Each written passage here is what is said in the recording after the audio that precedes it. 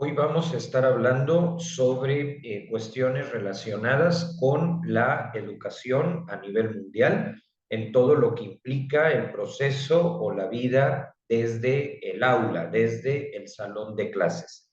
Pero antes de empezar, parto de una anécdota o cuestión de tipo personal para ponerlos en contexto. Yo estoy a punto de cumplir 10 años de dar clase.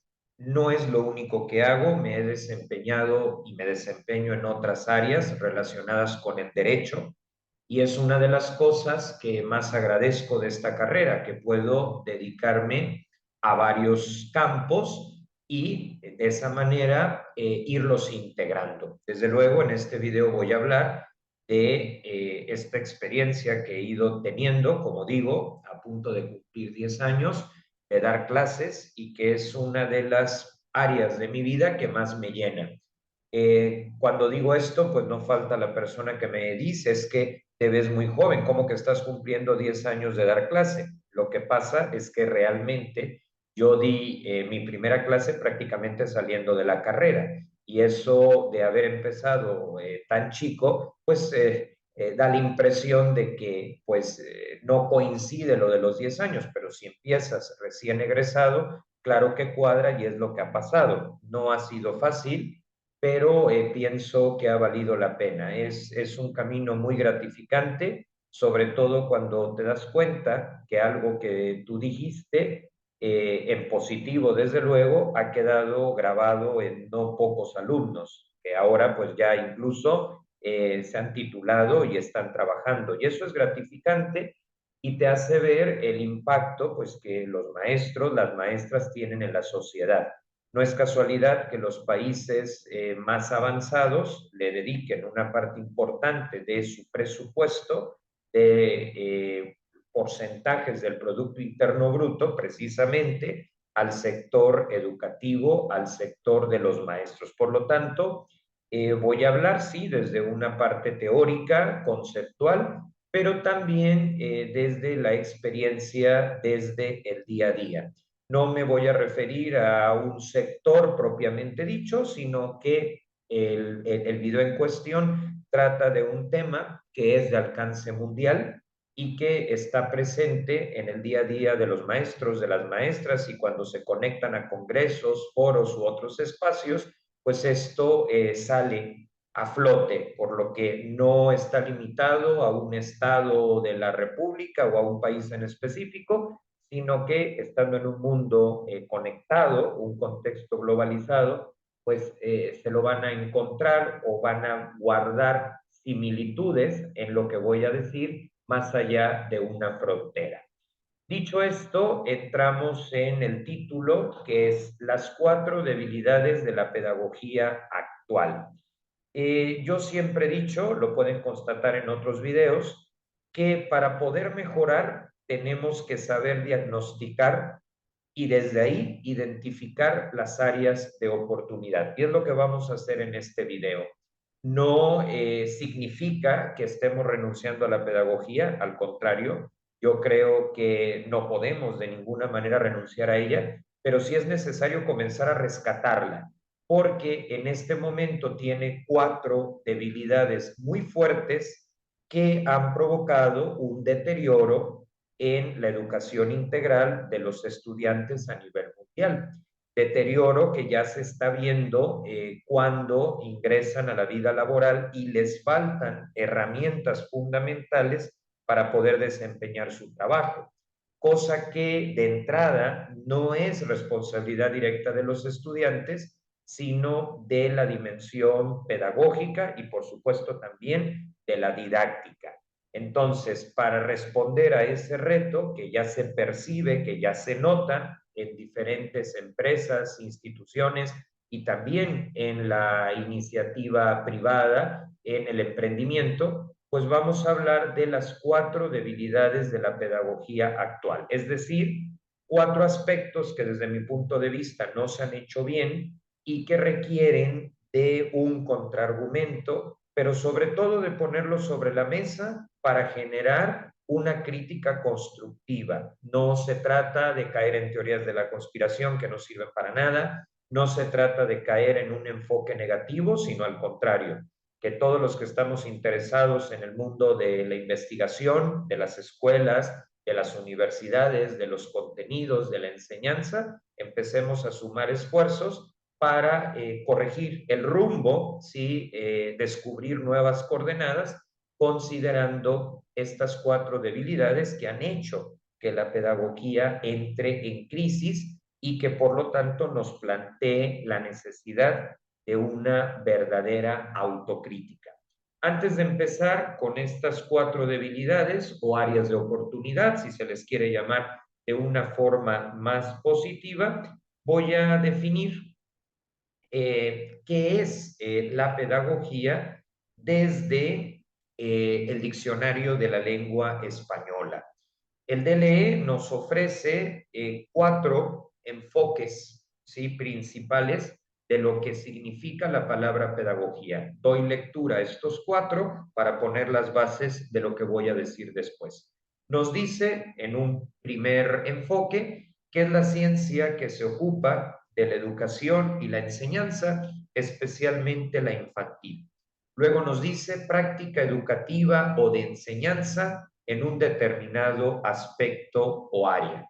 Luego, en un tercer punto, nos menciona capacidad para enseñar o educar y termina ofreciéndonos un cuarto concepto que dice actividad del pedagogo. Pues realmente las 4, pues obviamente tienen su foco, su punto de atención y bueno, yo me voy a quedar sobre todo en donde nos dice capacidad para enseñar o educar y también la práctica educativa de enseñanza en un determinado aspecto o área. O sea, de los 4 tomo estos 2 para lo que voy a decir.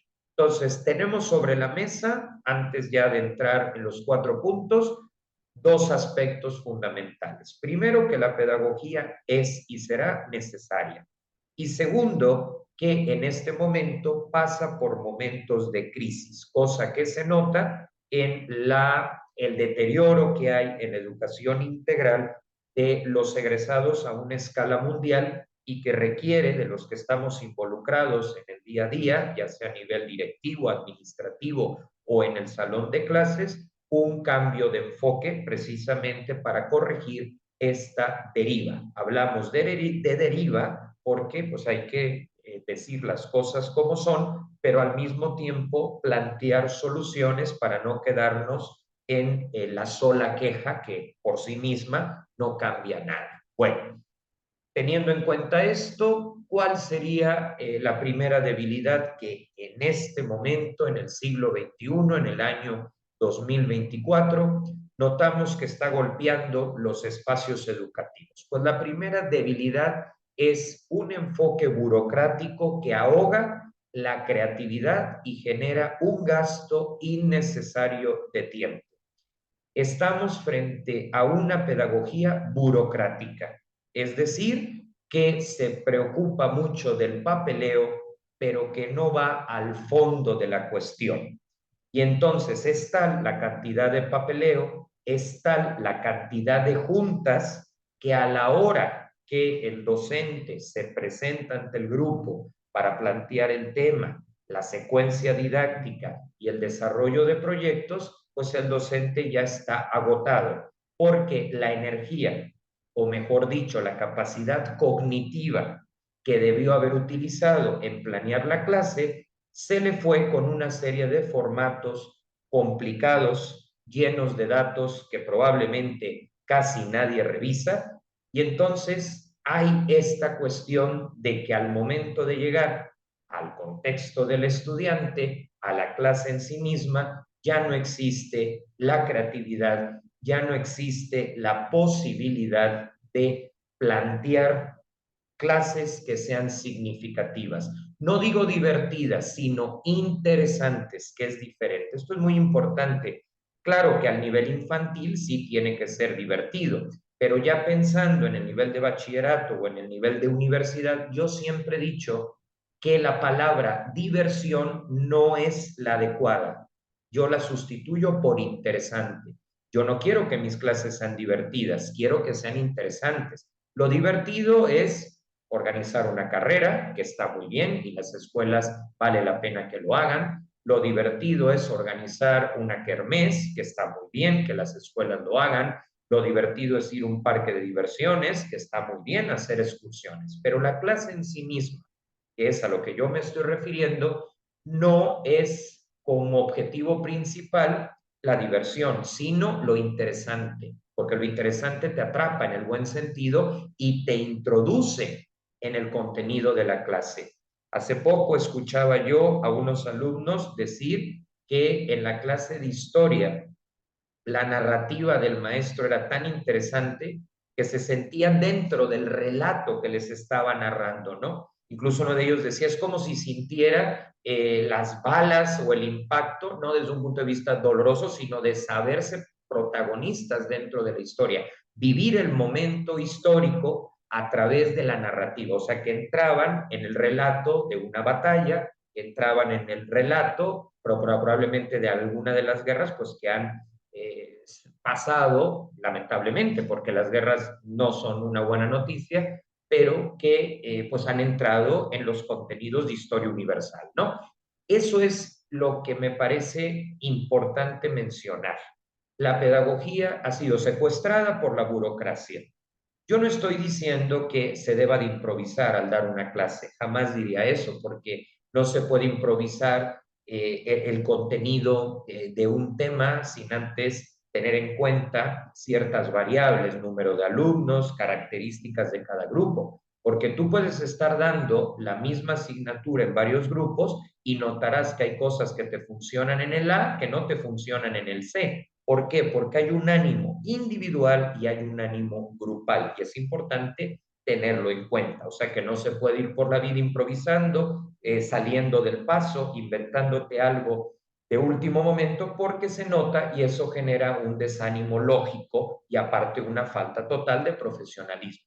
Obviamente hay que planear la clase en introducción, desarrollo y conclusión, actividades que la sostengan, proyectos significativos.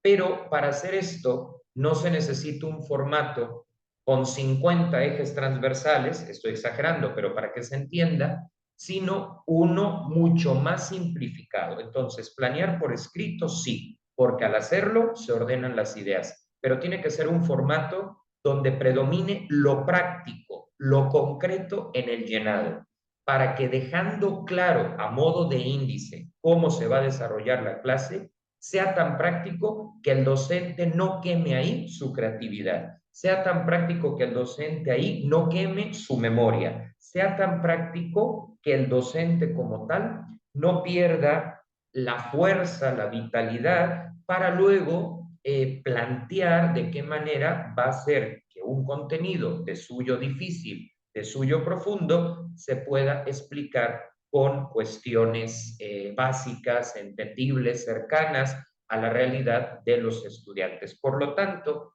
para superar este enfoque número uno de la pedagogía burocrática, hay que introducir dos cambios. En cuanto al formato de planeación, este debe simplificarse todo lo que se pueda, de tal forma que funcione como esquema, como índice, como guía y no excesivamente detallado, porque habrá cosas que sobre la marcha de todas formas se tendrán que modificar y que reciben el nombre de adecuaciones didácticas o similares. Entonces, eso es lo primero. Lo segundo, tener cuidado con las juntas. Yo estoy de acuerdo en que la plantilla de maestros se tiene que reunir, pero no hace falta que sea cada semana. Yo he tenido experiencias muy positivas donde son reuniones, por ejemplo, una al semestre, dos al semestre y funcionan muy bien. Y yo lo agradezco bastante porque hay comunicación que además se va desarrollando todos los días, hay objetividad y hay una orden del día bastante clara. Y entonces, sí, al inicio y al final se evalúa el camino recorrido, se dan ideas y es un espacio muy enriquecedor. La crítica no es a los espacios de junta, sino a los excesos de junta en cuanto al número y a la duración. Los lugares donde ya han entendido esto yo he tenido la oportunidad de pasar por espacios donde lo han comprendido, no tienen mayor problema en este sentido. Por lo tanto, de formatos burocráticos a formatos en su mínima expresión, de exceso de juntas a juntas puntuales, precisas, con un orden del día que vaya a lo importante, a lo esencial, y que no se vuelva una pérdida de tiempo donde las personas confundan el espacio y traten asuntos que competen en otra estructura y en otro momento. O sea que esta es la primera área de oportunidad que tenemos que identificar para que precisamente el proceso esté centrado en el estudiante y no en cuestiones de papeleo que han provocado serios atrasos en el desarrollo educativo de muchos de nuestros países. Repito, no se trata de improvisar, pero también hay que tener cuidado de no irnos al otro extremo en un falso formalismo que simplemente sea cubrir requisitos, pero que no cambien a favor del sistema educativo donde podamos ver resultados tanto de tipo cuantitativo como y sobre todo cualitativos, porque lo cualitativo habla de inteligencia emocional en los estudiantes, lo cualitativo tiene que ver con la gestión de proyectos, el ejercicio de liderazgo, y eso, si bien se puede medir a través de los instrumentos de evaluación, pues siempre es conveniente al hablar de seres humanos que hay el enfoque cuantitativo y el cualitativo, pero este segundo, este último enfoque, pues siempre será el principal. Bueno, con esto ya hemos tocado la primera debilidad y la propuesta que se presenta en cuanto a los documentos y a las juntas. Otro punto importante, que es el número 2 y que tiene que ver con la segunda causa, por lo que la pedagogía actual está en un momento de crisis, está en un momento pues de no conectar con lo que sucede en la vida diaria en las calles, es la de reducir el rol de los maestros al rango de facilitadores de información o animadores. Yo creo que para poder salir de esta segunda debilidad, la clave está en quitar esta idea de ser solo facilitadores de información o solo animadores. Necesitamos una palabra que incluya las dos cosas, pero que al mismo tiempo ofrezca una tercera. Y entonces la palabra exacta o la más precisa es la del formador. Un maestro tiene que ser ante todo formador. Una maestra tiene que ser ante todo formadora. Si tú formas, incluyes esto de facilitar información. Si tú formas, incluyes esto de animar, de entusiasmar, de comprometer en el buen sentido. Pero el formador, aparte de estas dos dimensiones, tiene una tercera, y es generar hábitos en los estudiantes y también valerse de su propia experiencia como ser humano, que tiene más años que los estudiantes y ya lleva cierto camino recorrido, donde puede compartir lo que ha ido viviendo, obviamente de forma prudente, acorde a la edad y momento de los estudiantes y desde una perspectiva sana, desde una perspectiva saludable. ¿Por qué digo esto? Bueno, porque si el profesor solamente da datos, pues eso lo puede buscar en Internet cualquier estudiante. Si el profesor únicamente anima, pero no corrige, si el profesor únicamente anima, pero no comparte cómo él ha ido asimilando el contenido, pues obviamente vamos a estar presentando un panorama deficiente, que es el que estamos viendo hoy.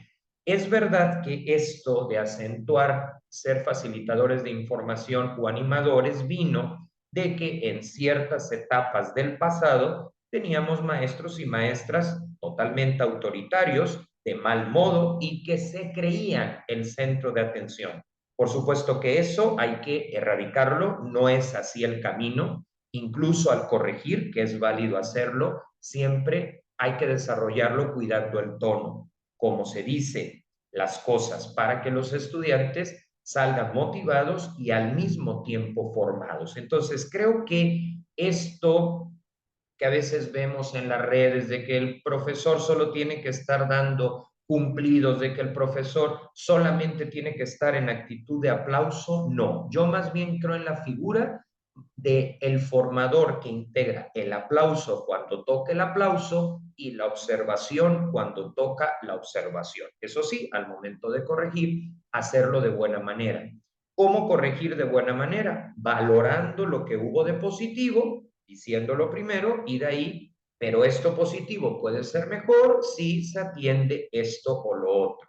Expresiones como por ejemplo decir yo te entiendo, también lo viví de alumno, pero mira, ya con la vida me fui dando cuenta de esto que te digo, ayuda a que se comprenda mejor. Entonces, esta figura del docente que solamente hace dinámicas de integración o del docente que empieza con esos discursos vacíos de yo no los conozco, entonces cada uno vaya diciendo su nombre y qué espera de la materia, esas frases trilladas no sirven de nada. El nombre te lo vas aprendiendo, que para eso tienes una lista, y las expectativas del estudiante las vas a ir descubriendo a través de sus ensayos, a través de sus participaciones en clase y sobre todo de la apertura que tú tengas como docente de aprender de ellos. Porque muchas de las preguntas que a mí me han llevado a investigar en plan autodidacta son gracias a ellos. Yo cada clase aprendo de mis alumnos, pero desde una perspectiva del formador y no de un mero buscador, que eso ya lo tienen en Internet y que pues en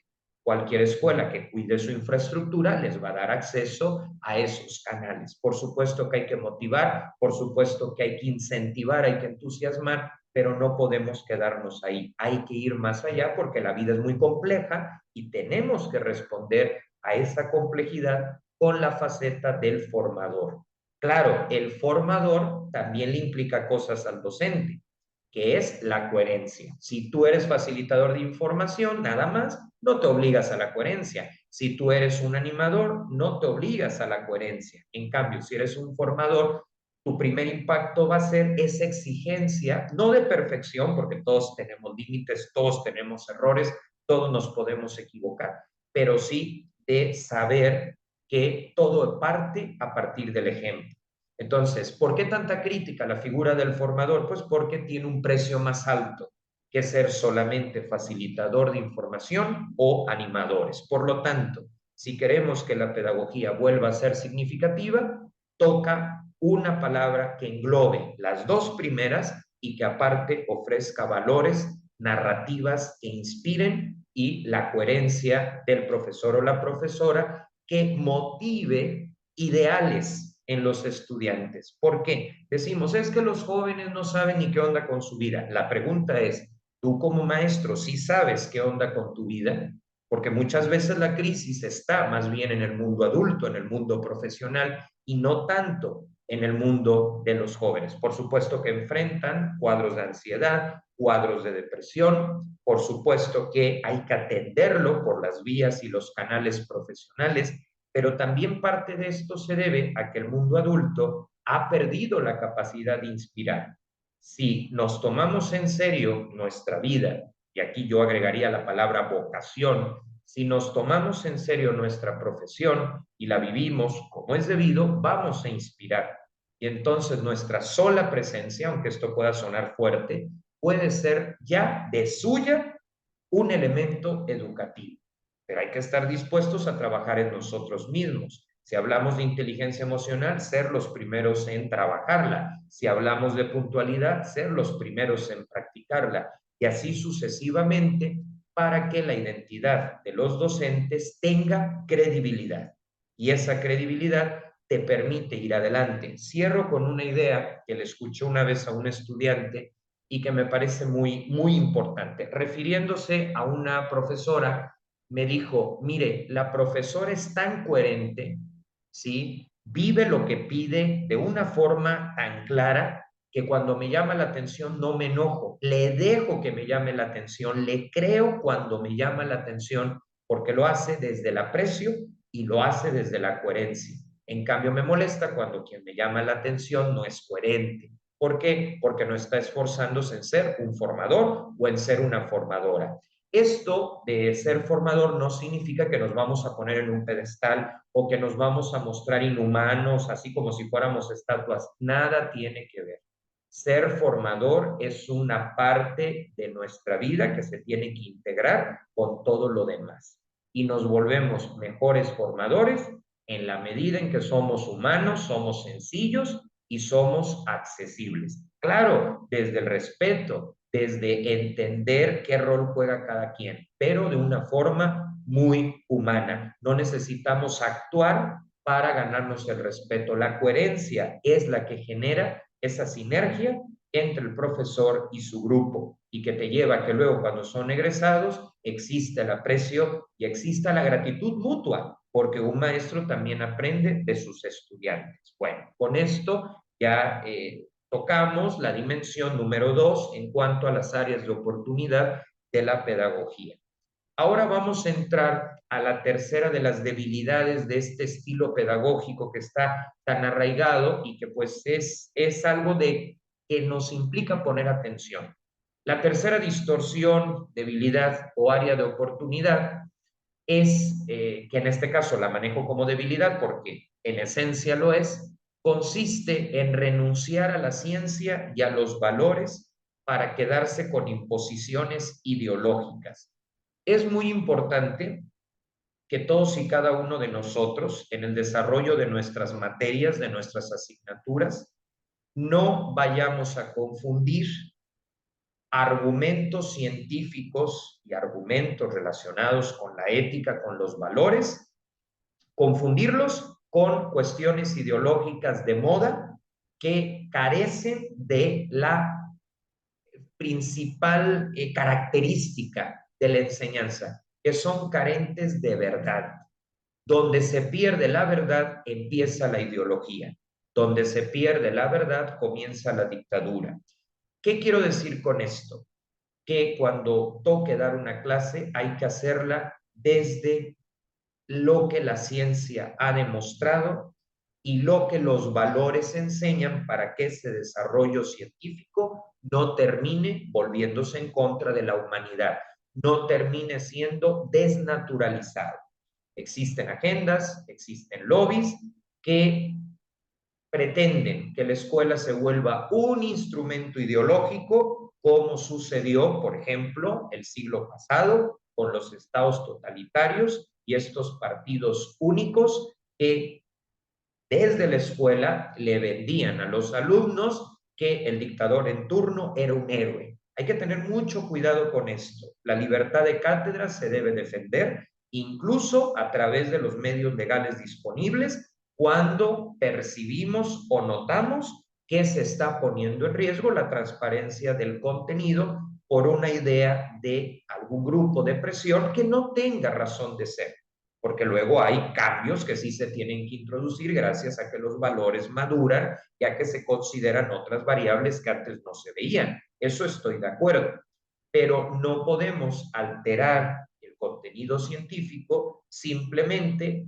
porque ahora se prefieren las medias verdades a la verdad con B mayúscula y que puede ser en cualquier campo o área de conocimiento. Es decir, y aquí hay una frase del Papa Francisco que me gusta mucho: evitar las colonizaciones ideológicas. Hay que tener cuidado con eso para que la escuela sea un espacio de diálogo, un espacio de discusión, pero sobre todo un espacio en la verdad. Y cuando digo en la verdad, no me refiero a lo abstracto, sino respetar los resultados de las investigaciones, de lo que la ciencia nos dice y de lo que los valores afirman. Porque si nos vamos a poner a seguir modas o cuestiones que no son trascendentes, entramos en relativizar los valores y provocar pues que la sociedad vaya perdiendo el rumbo y entonces aparezcan nuevas heridas como las que ya se están dando en la salud mental y en el campo de las relaciones afectivas. Entonces,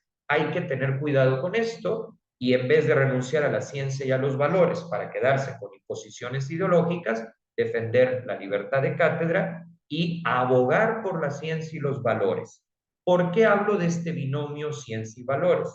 Porque uno encausa al otro para que no se estrelle, uno encausa al otro para que no se vuelva en contra de nosotros. La tecnología es una maravilla, pero hay que educar en el uso de la tecnología.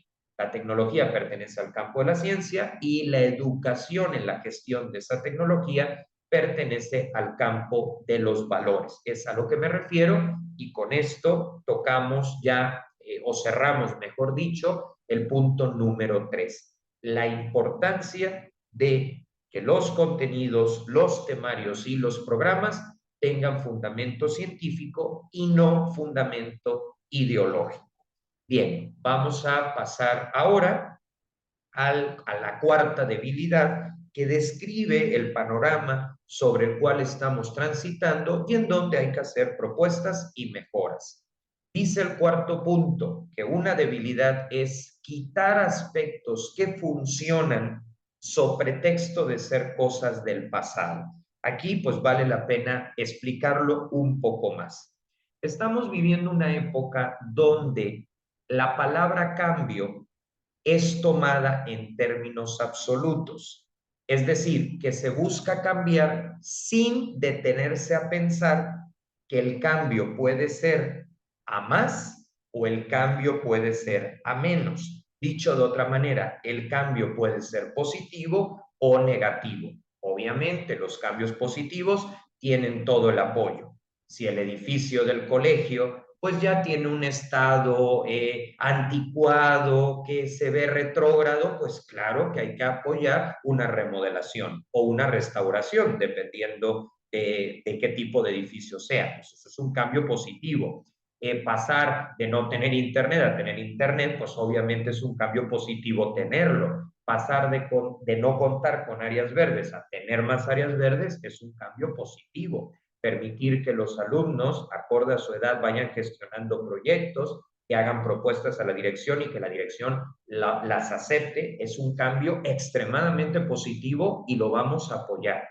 Pero también hay cambios que no por ser cambios van a hacer un bien, sino que puede ser un cambio que nos lleve a ir para atrás. Voy a poner un ejemplo muy sencillo. La figura del dictado. ¿Qué es un dictado? Cuando el profesor les pide que anoten lo que va a decir y lo pronuncia a una velocidad tal que los alumnos, las alumnas lo puedan captar. A mí me ha tocado en muchos ambientes, cuando he ido a dar pláticas, que hay una verdadera persecución del dictado. Porque claro, en años atrás había profesores que en vez de explicar solo dictaban.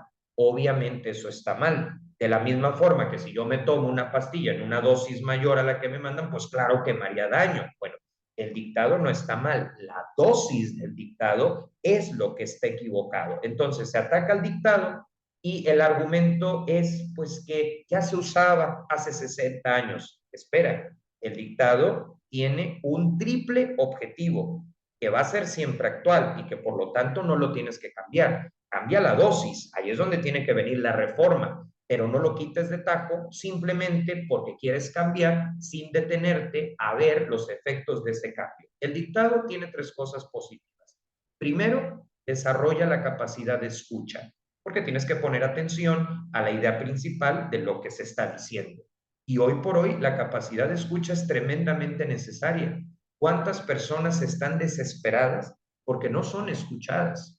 ¿Y cuántas veces nos cuentan algo y por las prisas nada más oímos, pero no escuchamos? ¿Cuál es la diferencia entre oír y escuchar? Que al escuchar se genera empatía y al oír simplemente se captan palabras. Entonces, la capacidad de escucha justifica el dictado como algo positivo. Segundo, una vez que explicas, al dictar un poco, sirve de repaso. Es como darle una segunda mano a la pared con la pintura.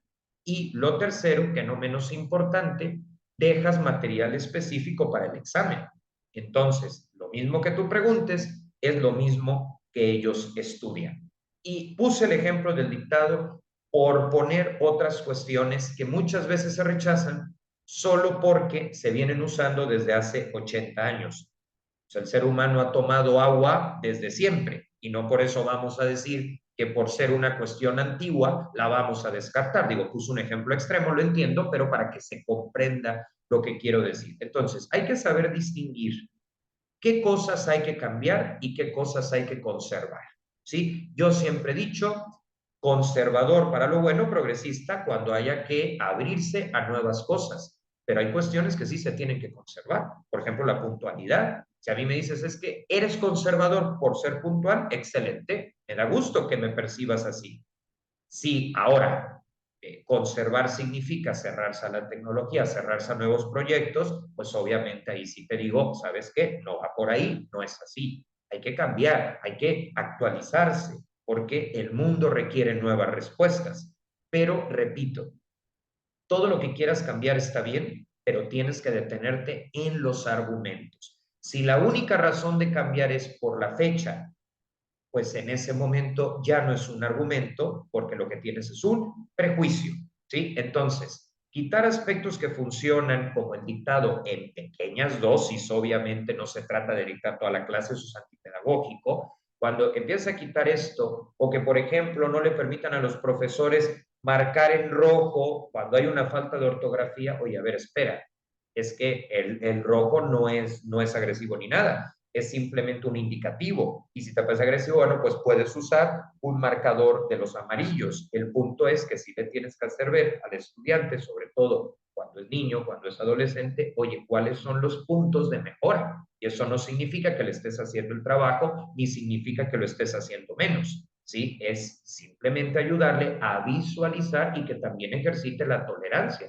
porque en la vida pues siempre habrá observaciones, siempre habrá retroalimentación, y qué mejor que desde chicos nos acostumbremos a no enojarnos porque nos hagan algún comentario. Yo, por ejemplo, cuando voy a dar una plática, invariablemente al terminar la plática alguien te hace una observación, y como yo desde niño estaba acostumbrado a que me hicieran alguna observación, pues no me molesta, al contrario, las agradezco. Digo, sí, puede ser que alguien te dé una observación malintencionada, pero ahí también tienes que desarrollar tu inteligencia emocional y saber cuando la observación es constructiva y cuando no. Cuando es constructiva, tomarla, porque incluso es una riqueza para ti, es una oportunidad. Ah, mira, me pasó esto, a la siguiente no me va a suceder. Incluso en el canal me llegan correos con observaciones, a veces ortográficas, algún error de dedo, y yo lo agradezco muchísimo.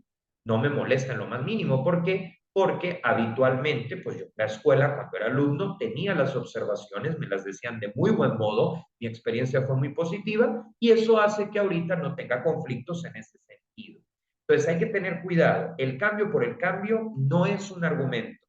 El cambio para ir a más o ir a mejor, ese sí, bienvenido, y pues incluso este video propone cambios, pero cambios que parten de la realidad y no del papeleo, de la burocracia que vimos en el punto uno, o de reducir a los profesores a meros facilitadores de datos en vez de ser formadores que vimos en el punto 2, o a renunciar a la ciencia y a los valores, donde por supuesto entran tanto los valores cívicos como los valores religiosos, porque la educación que se inspira, por ejemplo, en principios cristianos, católicos, también contribuye al desarrollo de la persona, ¿no? Entonces, hay que cuidar que haya ciencia y que haya valores, porque todo suma, todo ayuda. Eso sí, sin caer en cuestiones ideológicas o en valores distorsionados que no permitan el desarrollo de la persona. Pero los valores, tanto cívicos como religiosos, tienen un significado muy importante y muy positivo cuando se explican adecuadamente. Para mí es un sumar, y pues yo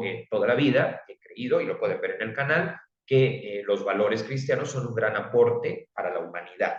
Y luego, lo que decía yo, que cuando transformemos o cuando replanteemos las cosas, no perdamos de vista que no es el cambio por el cambio, sino el cambio en pro del estudiante. Pues con esto cerramos esta crítica constructiva de la pedagogía actual, esperando que los ejemplos, los puntos que yo he especificado en el día a día, nos ayuden tanto al sector público como al sector privado a rediseñar y darle mayor fuerza, mayor calidad al proceso enseñanza-aprendizaje, tanto en las instituciones que tienen una identidad religiosa, que en el caso de este canal es una identidad católica, como también a las instituciones laicas, que desde luego tienen un rol en la construcción de la sociedad, y es que tanto una como otra necesita de los valores para poder seguir trabajando, y que entonces nuestros egresados tengan el elemento científico, las competencias profesionales, pero dentro de esas competencias también la ética para ser hombres y mujeres responsables que, sobre todo, desde las decisiones que tomen, contribuyan al desarrollo social, pues que siempre será de interés y en donde la educación, tanto desde casa como desde la escuela, pues juega un papel muy importante. Con esto terminamos y esperamos un resurgir entre todos de un nuevo estilo pedagógico.